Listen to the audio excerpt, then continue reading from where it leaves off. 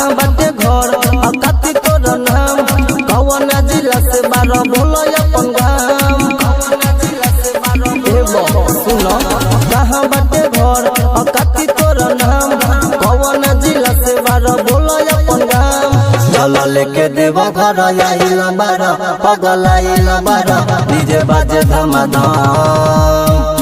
काहे तरसे लभम या बमारी लचिलम काहे तरसे लभम या बमारी लचिलम काहे तरसे लभम या बमारी लचिलम काहे तरसे लभम या बमारी लचिलम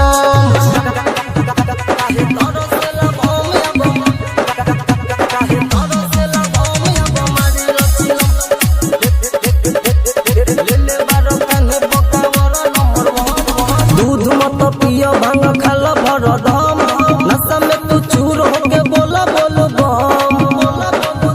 काहे तरसे लभम या बमारी लचिलम काहे तरसे लभम या बमारी लचिलम मूड बनाव गांजा खैनी में मिला के नाचए बम सब कम रहिला के नाचए बम सब कम रहिला के मूड बनाव गांजा खैनी में मिला के नाचए बम सब कम रहिला के जल लेके देव घर आइल बारा पगल आइल बारा डीजे बाजे धमाधम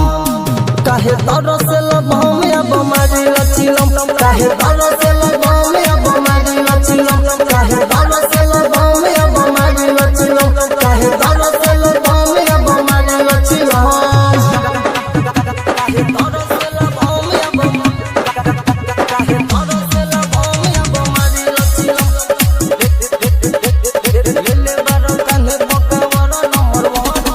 ले बारो कान्हे पकावर नंबर 1 कमर हिला के तू देखावा अपन दम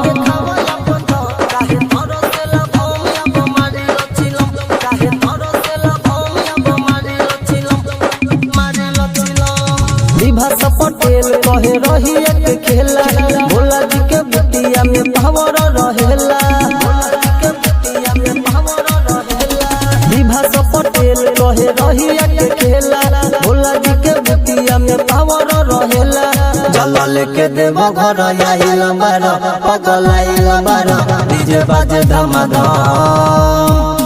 काहे तरसे लभम या बमारी लचिलम काहे तरसे